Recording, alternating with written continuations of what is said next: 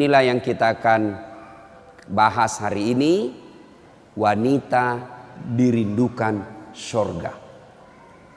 Ya, saya dikasih judul menjemput rezeki, tapi rasa-rasanya judul ini yang lebih tepat. Wanita dirindukan surga.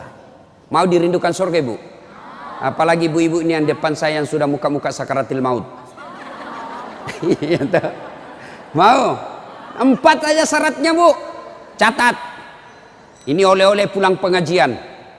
Ada ibu-ibu di Makassar pulang pengajian tidak ada oleh-olehnya. Saya tanya, gimana pengajiannya? Alhamdulillah, hebat. Bagaimana ceramahnya? Hebat memang itu Ustaz, jago dia ceramah. Apa dia bilang? Saya sudah lupa Ustaz. 1 jam kita ceramah tidak ada dia ingat. Nah, itu pentingnya bawa buku, dicatat. Karena ibu-ibu ini yang sudah usia-usia senja, otaknya ini ibarat kaset sudah kusut. Cicilan belum lunas, suami mau kawin lagi, anak rewel, kan repot itu otaknya. Nah, maka kalau dicatat, ibu saya di rumah, biasa kalau ada saya tulis lebar-lebar besar baru saya tempel dekat panci. Kenapa? Karena panci paling sering dikunjungi. Atau cermin. Nah, itu ibu catatannya tempel di cermin nanti itu, Bu. Suruh anaknya ketik baik-baik, rapi, tempel di cermin supaya selalu diingat. Ini 4 aja syaratnya ibu dirindukan surga. Tidak ada hadis mengatakan laki-laki dirindukan surga. 1, kata Nabi, aqimis salah, dirikan sholat. Bingung saya, kenapa ini dikhususkan perempuan dirikan sholat? Kalau mau dirindukan surga, oh usut punya usut, ternyata perempuan memang paling sering lalai dalam sholat. Kapan Ustadz? 1, selesai haid.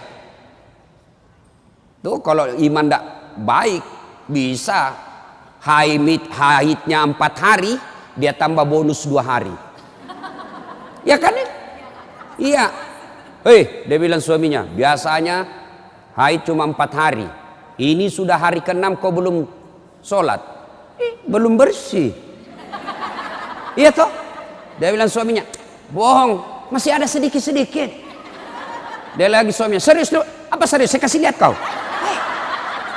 Iya toh? Nipu diri sendiri. Malah dia nanya sama saya, Ustadz, katanya kalau selesai haid subuh baru mulai sholat. Subuh kesiangan. Dia bilang, ya sudah, besok lagi saya sholat. Tidak boleh. Duhur bersih, duhur sholat. Isya bersih, ibu nih sudah maghrib, begitu mandi, rasa-rasanya saya sudah bersih. Jam 10 malam bersih, wajib mandi junub. Selesai sholat, tidak boleh nunggu isya subuh. Ini yang banyak ini, isya. Padahal sudah bersih malamnya, dia cek, sudah bersih nih. Jam 10, sudah bersih. Mandi, sholat, meskipun sudah jam 11 malam. Ya? Apalagi? Nifas. Ini banyak yang salah paham nifas. Katanya nifas harus 40 hari. Siapa yang bilang? Nifas itu tidak harus 40 hari. Bisa jadi lebih 40 hari. Bisa jadi cuma 10 hari. Tergantung ibu bersih atau tidak. Ada teman saya, selesai melahirkan istrinya, dia pergi beli Indomie 1 dos. Saya bilang, apa hubungannya? Ini kan isinya 40 bungkus Ustaz. Jadi 1 hari 1 bungkus, kalau habis ini sudah bersih istri saya. Ayo. Kapan lagi perempuan banyak tidak sholat? Kalau ada pesta. Mukanya dia kira tembok. Coklat, biru, abu-abu, krem. Beleng-beleng. Ini ibu-ibu sekarang ini banyak perempuan palsu. Mohon maaf ya, kalau marah-marah aja. Siapa suruh undang saya? Sekarang banyak perempuan-perempuan palsu. Bulu matanya panjang, palsu. Matanya biru, palsu. Bibirnya merah, palsu. Pipinya biru, palsu. Alisnya tebal, palsu. Pantatnya gabus. Iya toh? Bu, ada kenalan saya Orang kaya. Itu kalau dia tunjuk-tunjuk kapalnya, tanker, suaminya bilang, ini Ustaz. Ya, kalau bunyi ayam kukuruku, masuk uang saya 200 juta. Disewa tiap hari 200 juta. Kalau ini Ustaz 75 juta satu hari. Istrinya Bu, tidak bisa, tidak yakin orang dia istri orang kaya. Sederhana pakaiannya. Akhirnya apa? Semua orang kalau lewat, orang kagum. Tahu enggak? Orang kaya loh itu. Sederhana pakaiannya. Tidak glamor. Orang jadi teladan. Kenapa? Dia kaya tapi tidak macam-macam pakaiannya. Orang senang lihat. Ini sudah tidak kaya, tidak terkenal. Udah ganyanya. Kayak sudah tabrak tiang listrik. Beleng-beleng. Tahu beleng-beleng? Dongo. Tahu dongo? Beleng-beleng. Tahu beleng-beleng? Dongo. Tahu dongo? Beleng-beleng. Beleng-beleng itu Rocky Gerung bilang dungu. Dungu atau oon. Tahu oon? Es krim ditiup. Itu beleng-beleng itu. Cuk, banyak perempuan tidak sholat gara-gara make up. Hah? Make up. Nah. Make up. Shadow. Eyeshadow. Oh, malah ada model baru saya lihat Ibu. Dikasih lebih lagi putih-putih di sininya. Apa bedanya sama belek? Ayo. Sekarang ini kita dibodoh-bodohi sama artis. Memangnya artis idola kalian? Yuk, ada lagi yang lebih beleng-beleng. Dikasih lebih lagi alisnya sini nih. Ada lebihnya sedikit naik, begini modelnya. Saya bilang, kenapa lagi dikasih lebih? Dia bilang, seperti artis Korea. Bleh! Artis Korea baru sudah pensiun. Bleh! Apa ini dibodoh-bodohi sama make up?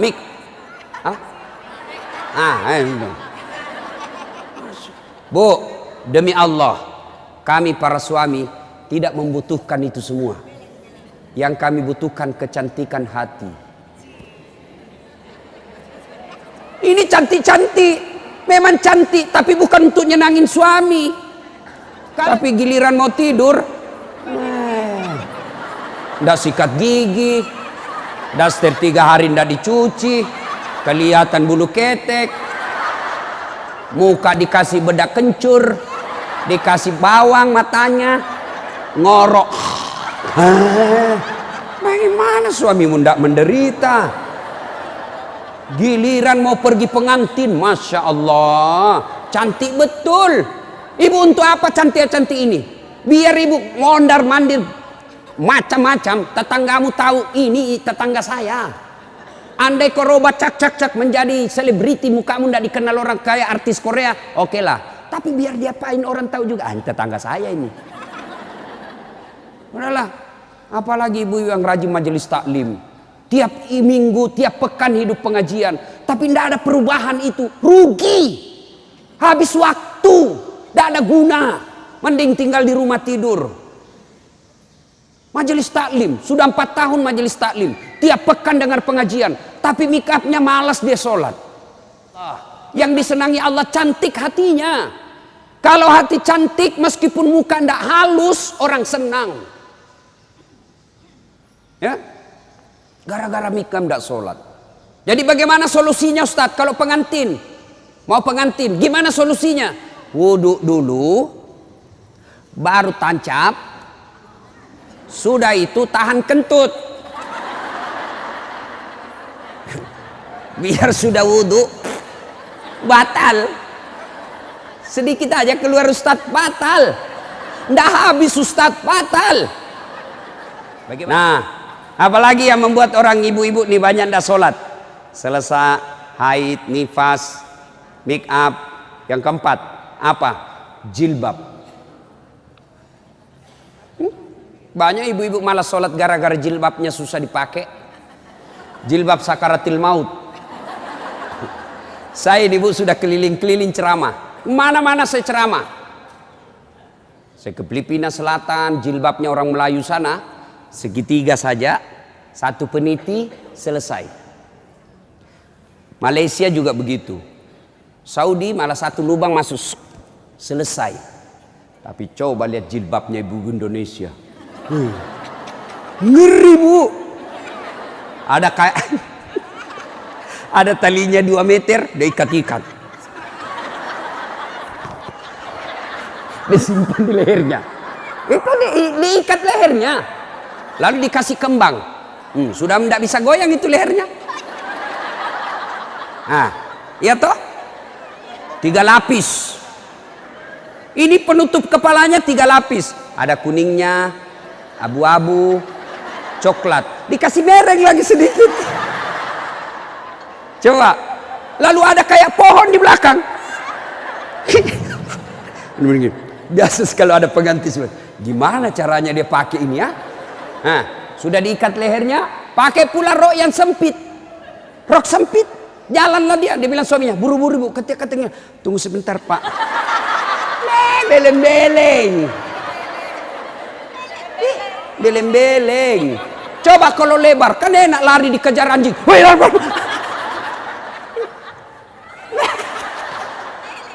Beleng-beleng. Ayo, Bu, sudah berapa tahun majelis taklim? Sudah berapa tahun hadir pengajian sini? 5 tahun. Mestinya pakaian seperti itu ditinggalkan. Apa dilarang? Tidak dilarang. Cuma kalau gara-gara itu tidak sholat, hancur ibu. Pergi pengantin, make upnya luar biasa, jilbabnya susah. Tiba waktu sholat, dia bilang suaminya, bu, ini sudah mau hampir asar. Kok belum sholat duhur? Kok pergi sholat? Sadar loh pak. Ya saya sadar, saya suruh kau sholat. Sadar loh pak. Ya saya sadar, ya saya suruh sholat. Oh pergi sholat. Apa kata?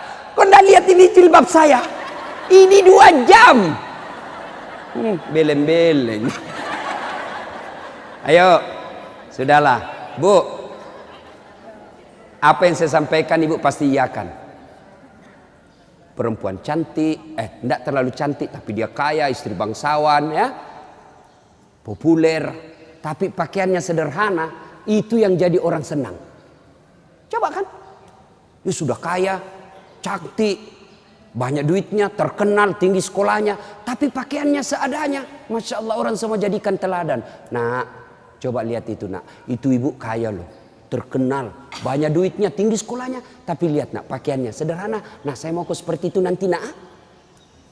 Coba lihat. Apa Khadijah terkenal dengan jilbabnya yang mewah? Apa Aisyah terkenal dengan lipstiknya yang banyak? Enggak kan? Tapi karena apa? Karena akhlak. Ngapain kita cantik-cantik akhlak kita jelek? Daripada beli make up 700.000 per bulan. Ibu sudah 60 tahun. Yuk lebih baik beli lipstik palsu. Harga 10.000. 690.000. Nih bawa ke masjid. Itu tabungan akhiratmu. Ada sekali jalan 1 juta. Nempel. Daripada itu 1 juta. Ada lebih gila. Apa itu? Saya pernah lewat di Makassar. Salon. Gambar jari-jari. Begini. Saya tanya sopirku, apa itu? Ini salon Ustadz. Salon apa? Ibu-ibu gunting-gunting kuku. Apa namanya bu? Dia tahu semua ini. Apaan? 25.000 satu jari. Berarti 10 jari. 250.000. Apa lebih tidak enak itu 250.000 kau tabung untuk akhiratmu dikubur? 250.000 hanya untuk potong kuku. Lipstick 20.000. Eyeshadow 70.000. Ini alis 70.000. Sudah berapa habis duit kita? Ya? Dengar ini yang suka cukur-cukur alis. Laknat Allah kata Nabi bagi mereka yang mencabut dan mencukur alisnya. Tuh, enggak usah baku lihat ibu. Boleh gambar alis, boleh, tapi jangan pakai tato. Ini tato alisnya. Tak haram itu bu. Mau gambar alis silahkan pakai pensil celak. Tidak ada pensil celak Ustadz. cari krayonnya anak.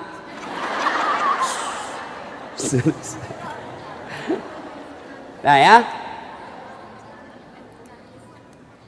kalau ada pengantin, ibu-ibu silakan make up, tapi jangan berlebih, jangan gara make up dan jilbab ibu tidak sholat padahal sudah 5 tahun majelis taklim. Auzubillah min zalik, tidak ada gunanya itu. Maka tunaikan sholat dengan sebaik-baiknya, ibu akan dirindukan oleh surga. Saya sudah sholat Ustaz, kenapa hidup saya masih susah? Berarti sholatnya belum sempurna. Ada yang di sini sakit ibu, asam urat, gula, kecil buat Allah sembuhkan itu. Kecil. Apa susahnya Allah sembuhkan penyakit itu? Kecil. Cuma kadangkala ketika kita sakit kita lupa Allah. Kita lebih senang ke dokter. Emang dokter yang sembuhkan penyakit? Ya. Mohon maaf kalau ada dokter di sini. Sampai detik ini saya belum pernah ketemu dokter yang hebat. Kenapa? Begitu saya ke dokter, saya juga yang kasih tahu penyakitku. Iya toh? Assalamualaikum dok. Waalaikumsalam Ustaz. Masih sini Ustaz. Kenapa Ustaz? Mencret-mencret dok. Mules terus perutku dok. Kenapa bisa? Dalam hatiku, ya urusanmu dong, kan kau dokter. Masa saya kau tanya? Yang hebat kalau baru muncul, Ustadz pasti mencret. Itu yang hebat. Tapi kan tidak. Allah tanpa diberitahukan, tanpa curhat, Allah tahu apa penyakitnya ibu. Maka datang sholat. Sudah itu sholat, sudah itu sholat, sudah itu sholat, baru ke dokter. Ayo perbaiki sholat ibu. Tidak ada susahnya Allah kasih dunia. Ustaz, saya sudah 30 tahun rantau ke Jogja. Tidak bisa beli rumah Ustaz. Masih ngontrak-ngontrak. Tidak usah cari capapnya. Periksa sholatmu. Saya sholat Ustaz. Kok begitu hidupku? Berarti belum ikhlas. Mana buktinya belum ikhlas? Suka nunda-nunda sholat. Asar sholatnya dekat duhur. Duhur sholatnya dekat asar. Berarti ibu perhatikan dah. Coba, sholat maghribnya itu juga wudhunya asar, itu juga maghrib, itu juga isya, karena berdekatan. Itu tidak ikhlas. Sholat Ustadz, betul ibu sholat, tapi pakaiannya itu juga dipakai masak, itu juga dipakai bertetangga, itu juga dipakai ke pasar, itu juga dipakai tidur, tidurnya ngiler lagi. Ini. Pas dibangun suaminya, dipakai lagi sholat, najis. Pantas 30 tahun sholat, sholatnya tidak bisa memperbaiki hidupnya. Kenapa? Sholatnya tidak sesuai yang diajarkan Nabi. Saya sholat Ustadz, betul ibu sholat, tapi tidak semangat. Allah.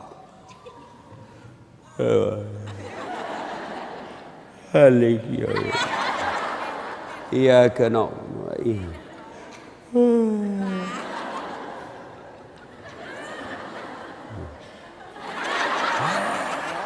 Ada juga yang sholat seperti itu. Ada yang sholat gitu. Allahu Akbar. Sholat kayak ditiup angin.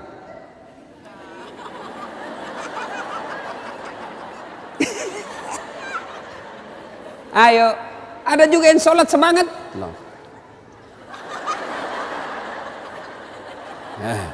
Jangan ketawa karena ibu membayangkan diri sendiri.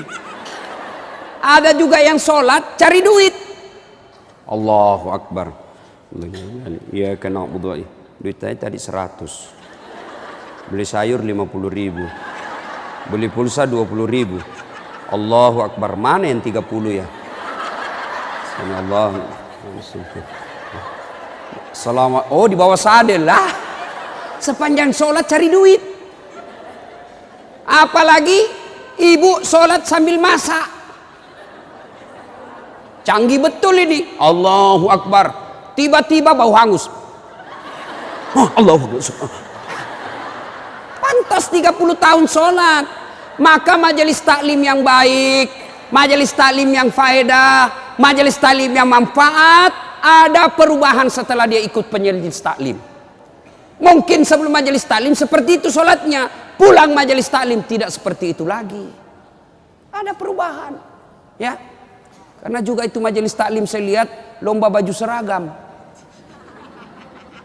Malah ada yang curhat sama saya, Ustadz bubar saya majelis taklim Ustadz. Kenapa? Belum lunas seragam kita, ada lagi yang baru. Nah, itu. Padahal yang mau beli pengat seragam ini ya pengurusnya. Pengurusnya hanya 5 orang aja. Ya, yang kaya-kaya. Ini aja yang berdiskusi 5 orang. Ini jelek mulai kabur, nih ada nih yang baru, ganti lagi. Orang belum lunas diganti lagi. Majelis taklim yang baik bukan yang banyak seragamnya, tapi yang tambah ilmunya, tambah akhlaknya. Itu yang baik. Ya. Perbaiki sholat. Bu ya. Bu. Sholatullah Mullah ala toha Sholatullah salamullah ala yasin habibillah. Biasanya kalau saya ceramah ada air di samping saya. Cari-cari ini dilupa ini panitia. Satu ya. Satu ibu. Sholat. Maka ibu. Halo ibu. Ibu ndak usah cemas kalau anaknya ndak tahu bahasa Inggris. Ibu ndak usah cemas kalau anaknya ndak tahu bahasa Korea. Ibu ndak usah cemas kalau anaknya ndak punya kerja, pengangguran. Ndak usah cemas. Yang ibu cemaskan kalau anaknya sudah mau dilamar masih tidak sholat. Itu yang ibu perlu cemaskan. Ya, kan ibu-ibu sekarang hebat betul anaknya Ustadz. Kenapa? Tuh masih SD sudah pintar bahasa Inggris. Apa hebatnya? Banyak yang begitu. Tidak percaya? Ibu ke Inggris. Demi Allah bu, anak-anak di sana baru belajar bicara pakai bahasa Inggris. Apa yang hebat? Banyak yang begitu. Yang hebat anaknya ibu, sampean punya anak, panjenengan punya anak, pergi majelis taklim, pergi ke pasar, anaknya yang masih SMA nelpon ibunya, matur nuwun bu, ini sudah duhur, bu sudah sholat enggak? Ibu sudah kaya itu. Asar lagi nelpon lagi anaknya, mak, lagi di mana mak? Masih di tempat kajian nak, masih di tempat arisan. Mak, ini sudah asar. Jangan sampai ibu sibuk ngurus arisan lupa sholat. Itu anakmu yang kaya. Pernah di SMS begitu anaknya bu? Pernah? Paling di SMS, mak kirimi pulsa. Maka ibu dari kecil anak-anak diperkenalkan sholat. Ya, mau dirindukan surga? Syarat pertama, aqimis shalah, dirikan sholat. Tidak cukup yang 5 waktu, tambah sunnah. Sunnah apa Ustadz? Yang sederhana. 1, sholat sunnah duha. Ibu-ibu, ada enggak di sini yang punya tanah 1 juta hektar? Anda usah 1 juta. 100 hektar ada di sini bu? Ada? Enggak ada. Tapi ibu mau enggak punya harta lebih dari 100 hektar? Lebih dari seluruh provinsi. Mau? Itulah sholat sunat fajar. Ayo, 2 rakaat sebelum ibu sholat subuh. Itu nanti ketika ditimbang kata Nabi, yang 2 rakaat ini lebih berat 2 rakaat ketimbang dunia dan isinya. Tuh sholat duha, sholat fajar. 2 rakaat. 2 rakaat saja bu. 2. Coba. Sudah pagi-pagi. Anak sudah pergi sekolah. Suami sudah pada bekerja. Pekerjaan rumah sudah tuntas. Jam 8, jam 9. Yuk sholat duha. Sholat duha. Bagaimana caranya? Sama sholat sunnah biasa. Bedanya niat. Nih yang biasa ibu-ibu tanyakan. Ustadz apa niatnya? Bu, niat itu bukan bahasa mulut. Niat itu bukan bahasa lisan. Niat itu di sini. Usolli itu hanya ulama Melayu yang ngajarkan. Mau pakai boleh, tidak mau pakai sah. Coba lihat orang Arab kalau ibu pergi umroh. Coba lihat umumnya orang Arab. Jalan, berdiri langsung Allahu Akbar. Iya toh? Kalau kita kan lama dulu ibu, loading.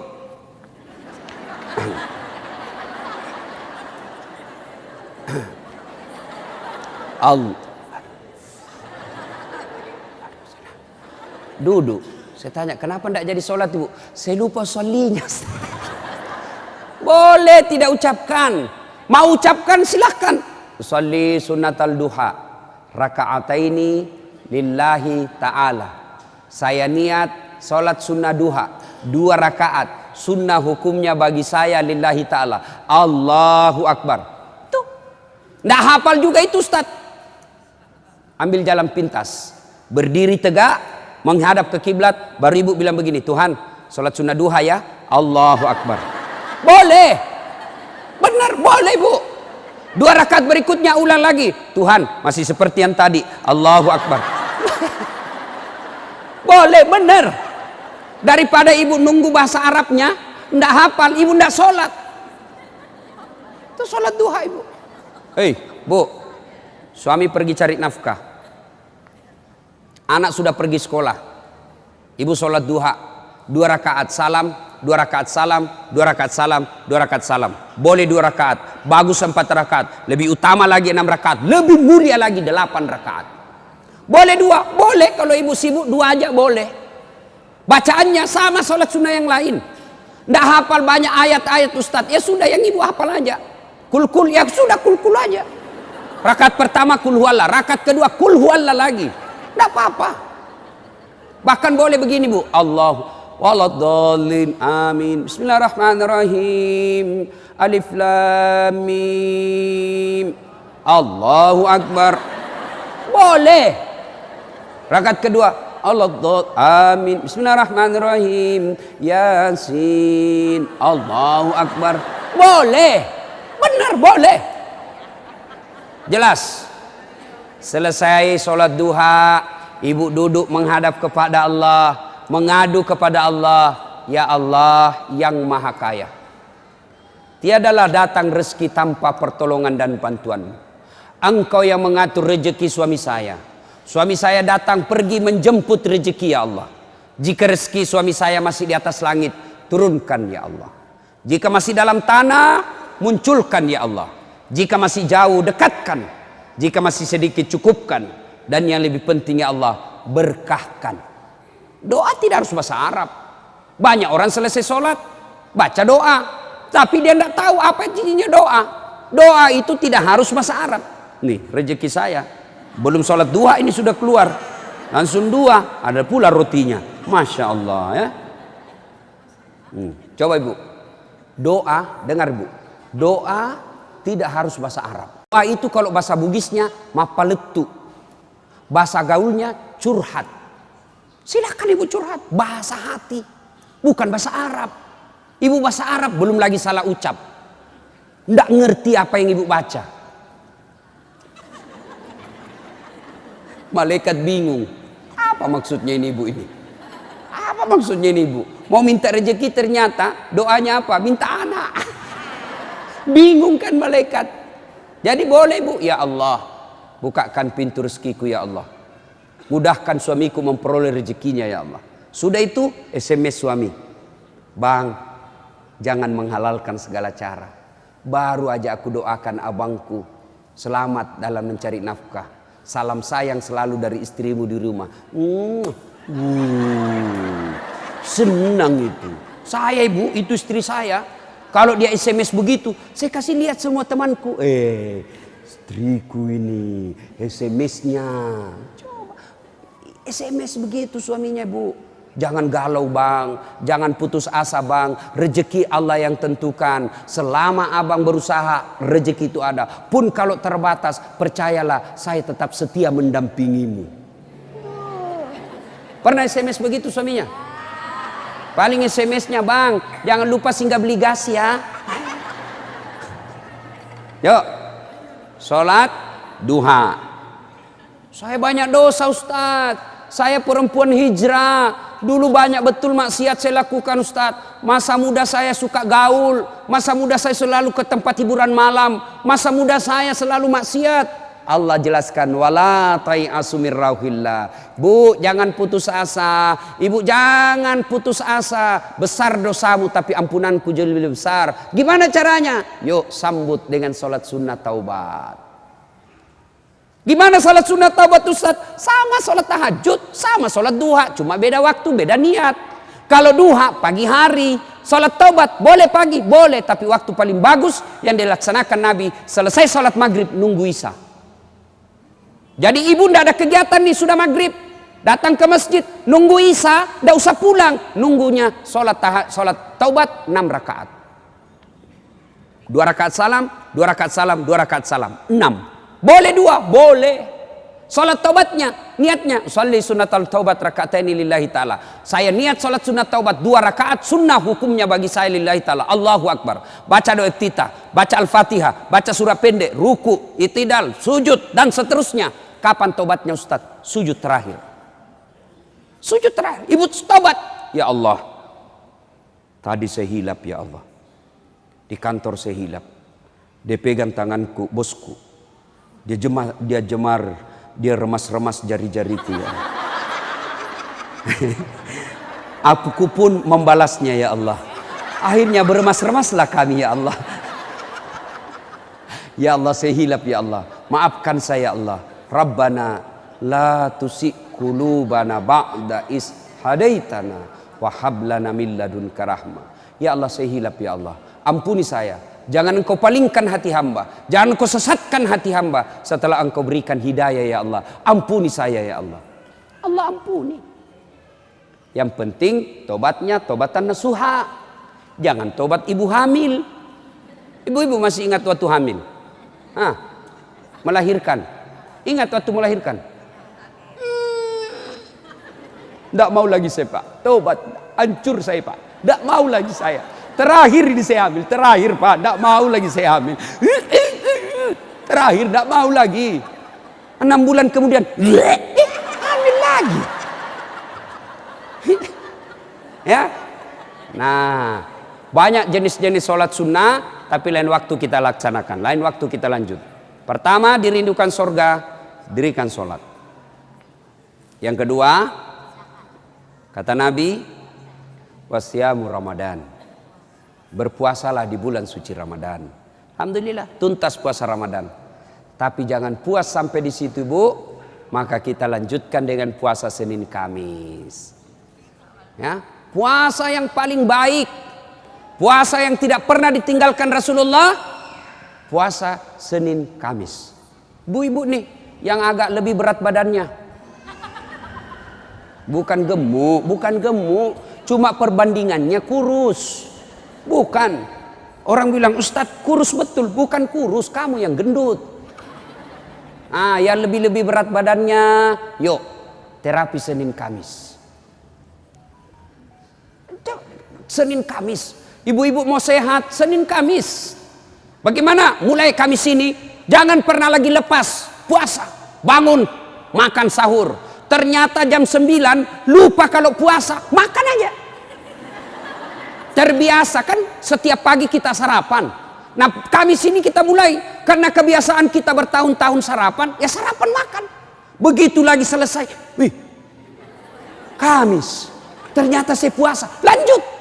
Boleh. Yang tadi 1 mangkuk rezeki. Ibu lupa. Ternyata siang makan lagi. Wih, Kamis. Puasa. Lanjut lagi Bu. Benar ibu lupa. Lanjut. Boleh. Ternyata asar ada lagi kasih es cendol. Saya puasa. Sudah rezeki ibu itu. Yang penting betul lupa. Saya sering begitu Ibu. Lanjut karena saya lupa. Orang lupa tidak kena hukum.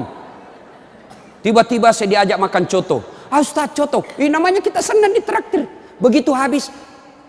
Saya puasa rupanya. Tidak apa-apa lanjut. Boleh. Yang tidak boleh, ibu misalnya kan, misal, Bismillahirrahmanirrahim. Misal sudah di dalam nih, sudah ada di dalam, baru sadar, saya puasa. Jangan bilang terlanjur, batal itu. Maka kalau dia sudah di dalam mulut, langsung ingat saya puasa, muntahkan, cuci, sah. Biar ibu 3 kali makan dalam sehari, yang penting betul-betul lupa. Begitu kan, ma makan puasa. Oh iya nak, Sah. Coba ibu besok. Mulai hari Kamis ini. Ternyata jam 10, jam 11 lolos, jam 12 masih bisa, jam 1 enggak tahan. Datang tetangga bawa kue, nyaman lagi. Wah, sudahlah, ya sudah buka. Dari jam subuh sampai jam 1 ibu sudah dapat pahala. Cuma sayang kalau sudah jam 2 rusak bu, ibu betul-betul imannya lemah.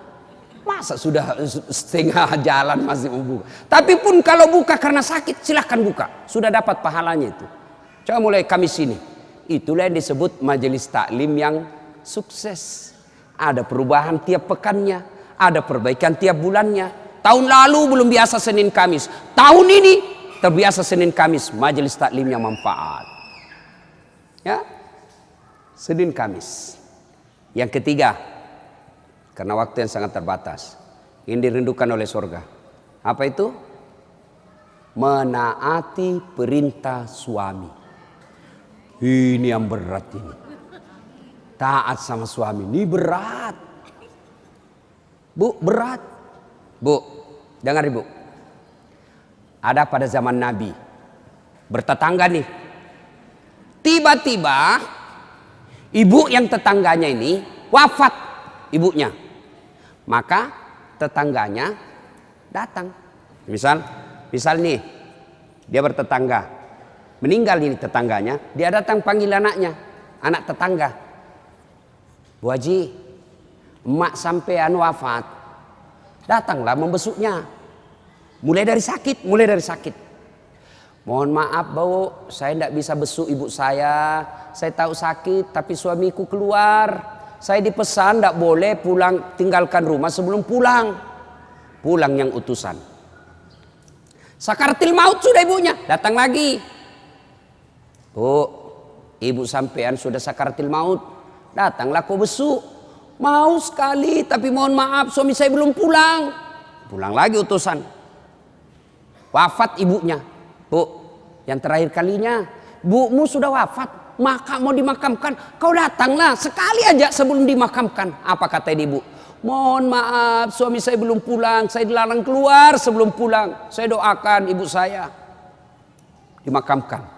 Tidak datang ini anaknya. Marah ini utusan. Dia datang kepada Nabi melapor. Ya Rasulullah, keterlaluan betul itu tetangga saya. Mulai dari sakit, sakaratil maut, sampai wafat, dimakamkan, tidak datang besuk ibunya. Saya 3 kali datang memanggilnya ya Rasul. Nabi kata, wih, nak durhaka betul itu. Kok bisa begitu? Kenapa bisa? Ya Rasulullah, suaminya pergi jihad, perang. Dipesan sama suaminya, jangan pernah tinggalkan rumah sebelum saya pulang. Mendengar ini, apakah Nabi marah? Subhanallah, dengar ibu. Subhanallah. Nabi lalu bersabda, alhamdulillah, diampuni dosa ibu yang wafat karena punya anak, istri yang taat sama suaminya. Masya Allah. Kira-kira masih ada istri zaman sekarang begini? Masih ada. Baru 10 menit pergi suaminya, dia telepon temannya, datang aja, suami saya sudah keluar. Bu, taat sama suami, itu pintar redanya ibu masuk surga. Ibu mau tanda fungsi utama suami? Bu, halo ibu, fungsi utama seorang suami, ibu mau tahu? Mau tahu ibu? Jalan pintasnya ibu masuk surga, passwordnya masuk surga. Kenapa? Ridha suami itu ridhanya Allah. Kalau ibu sudah ridhanya, suami sudah ridha sama ibu, Allah tersenyum kepada ibu.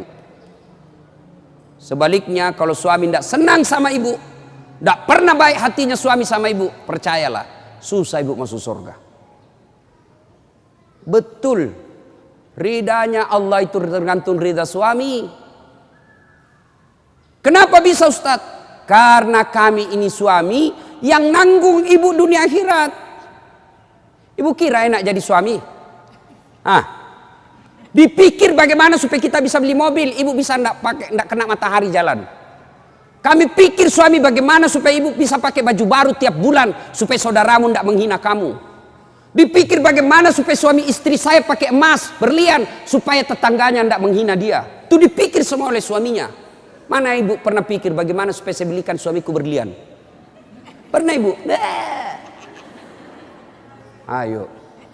Bukan cuma di dunia, di akhirat pun ibu ditanggung oleh suami. Beruntunglah wanita Islam.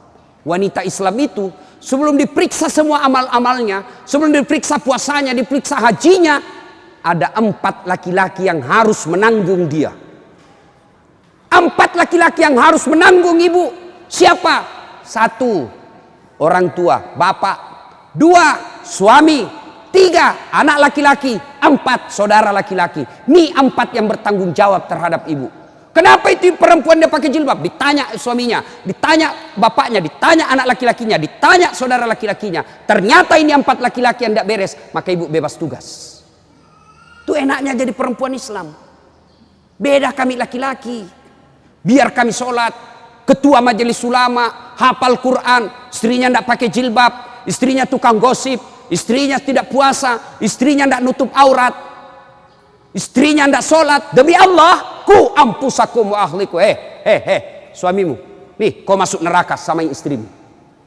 Ditanggung ibu dunia sampai akhirat. Suamiku tukang selingkuh, Ustaz. Suamiku pemabuk, suamiku tukang tipu, suamiku koruptor. Tidak ada hubungan, dia yang tanggung dosanya. Ibu kalau baik agamanya, tadkhulul jannati bisalam. Kata Nabi, nih 7 pintu surga. Ibu pilih mana yang ibu mau masuki. Tidak ada urusan dengan suamimu. Itu enaknya. Jadi ibu jangan suka ngomel-ngomel. Beruntunglah ibu menjadi wanita Islam. Supaya sekali ngeluh, suami saya Ustaz. Ini lebih parah lagi, dia curhat di Facebook. Ada juga ibu-ibu sekarang suka sekali ungkap aib suaminya di medsos. Di mana di kau? Tak kusangka kau begitu. Kesepian banget, pret. Apa yang begini? Ya, ibu taat perintah suami. Passwordnya ibu masuk surga, ridha suami. Tapi kalau ibu durhaka sama suami, susah. Perempuan sekarang kan banyak tidak hormat sama suaminya. Ketika Nabi Isra Mi'raj kan diperlihatkan. Masuk Nabi surga, Masya Allah banyak betul penghuni perempuan. Begitu Nabi masuk neraka, na'udzubillah min zalik, lebih banyak lagi perempuan di neraka. Lalu ditanya Nabi sama sahabat, kenapa bisa begitu ya Rasul? Ada 2 kelemahan perempuan. 1, tidak bisa tahan mulutnya cerita kejelekan orang. Yang kedua, dia tidak taat dan tidak mensyukuri suaminya. Itu sebabnya. Kalau ibu pandai mengendalikan mulut tidak cerita orang, yang kedua taat sama suami, gampang ibu masuk surga. Cuman kita kan ini penyakit kita. Datang begini masih gosip tuh. Damai tapi gersang.